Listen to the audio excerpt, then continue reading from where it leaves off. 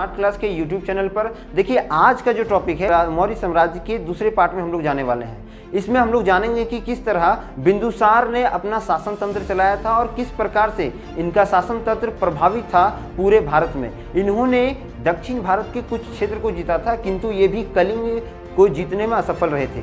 इनका शासन तंत्र 298 से लेकर 273 ईसा पूर्व तक चला। इन्हें बहुत जगहों पर इनके उपनाम से जाना जाता है, जैसे संस्कृत में इन्हें अमित्रघात, यूनान में इन्हें अमित्रचेट्स, जबकि भद्रसार और स्ट्रोवो नाम से भी जाना जाता है। ये एक आजीवक समुदाय के व्यक्ति थे जिन्होंने आजीवन अपना जो पूरा जीवन था वो आजीवक समुदाय से जुड़कर व्यतीत किया था।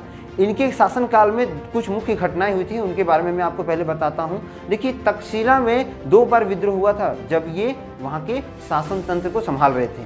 पहला विद्रोह इनके पुत्र सुशील के गलत व्यवस्था के कारण हुआ और दूसरा विद्रोह जो हुआ था वो वहाँ के मंत्रियों के गलत रवैये के कारण हुआ था। यहाँ की जनता के पास जब अशोक को भेजा गया और अशोक को इस तरह के समस्याओं को हल करने के लिए आगे बढ़ाया गया, तो वहाँ पर जितने भी जनता थे, जितने भी लोग थे, उनका साफ साफ कहना था कि हम राजा के शासन से दुखी नहीं हैं, हम यहाँ के मंत्री के शासन से दुखी हैं। और इसको जान करके अशोक ने इस प्रॉब्लम को हल किया था, इस मसले को पूरी तरह हल करके वहाँ पर लोगों को सुव्यवस्थित किया था। देखिए इन्हें 2 सागरों का राजा भी कहा जाता है।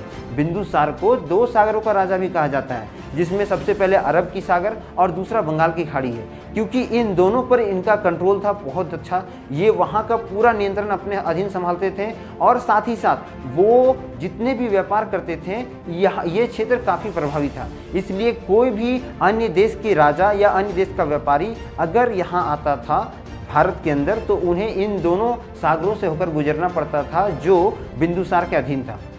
देखिए प्लिनी के अनुसार ये कहा जाता है कि बिंदुसार के बहुत राज्यों से भी अच्छे मित्रता संबंध थे, बहुत देशों के राजाओं से इनका बहुत अच्छा संबंध था। उदाहरण के लिए मिस्र के राजा टॉलमी ने इन्हें अपना राज दरबार या बोल सकते हैं अपना राज दरबारी और राजदूत दोनों उपहार स्वरूप दिया था, जिनका नाम डायनोसियस था। और डायनोसियस ने बहुत सारे व्यापार को बिंदुसार और मौर्य साम्राज्य के साथ साझा किया था, जिससे इन दोनों के बीच का जो व्यापार था वो बहुत ज़्यादा बढ़ा था। उसी तरह सीरिया के राजा एंटीयोकस के साथ भी बिंदुसार के बहुत अच्छे संबंध थे। इस संबंध के तहत डायमेकस को भेजा गया था बिंदुसार के यहाँ और उनके साथ बहुत अच्छे व्यापार को बढ़ाने का प्रयास किया गया था, जो बहुत अधिक मात्रा में फला फूला और बहुत बढ़ा। इसीलिए कई बार यह जिक्र किया गया है, इतिहास में यह बात लिखी गई है कि एक बार बिंदुसार ने एंटीयोकस से जो सीरिया के राजकुमार थे उनसे 3 चीज़ों की मांग की थी, जिसमें पहली मीठी मदिरा, दूसरी सूखे अंजीर और तीसरे एक यूनानी दार्शनिक का था।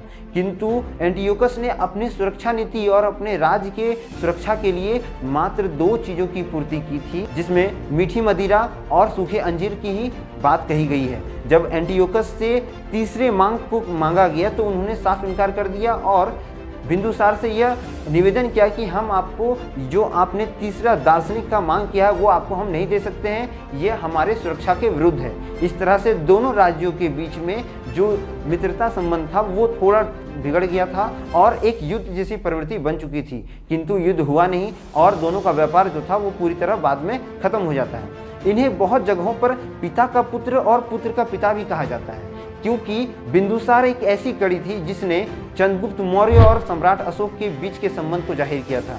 बिंदुसार एक ऐसा पिता था जिसने अशोक नामक एक सम्राट को जन्म दिया था। बिंदुसार एक ऐसा बेटा था जिसने चंद्रगुप्त मौर्य के अधीन आकर के पूरे शासन को संभाला था।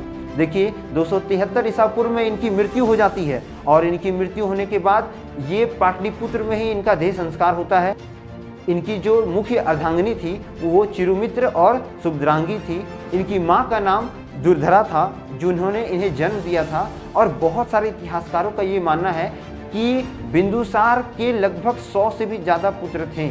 और इसका जो अगला पड़ाव है ये हम लोग जानेंगे अगले क्लास में कि किस तरह बिंदुसार के बाद अशोक ने पूरे मौर्य साम्राज्य को बहुत अधिक मात्रा में लहूलुहान किया था।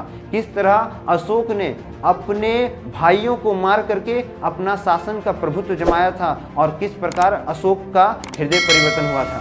आशा करते हैं बिंदुसार की इस जीवन घटना को आप बहुत अच्छे से समझ गए होंगे। मिलेंगे हम लोग अगले वीडियो में, तब तक के लिए चैनल को लाइक करें, शेयर करें, सब्सक्राइब करें। वंदे मातरम, भारत माता की जय।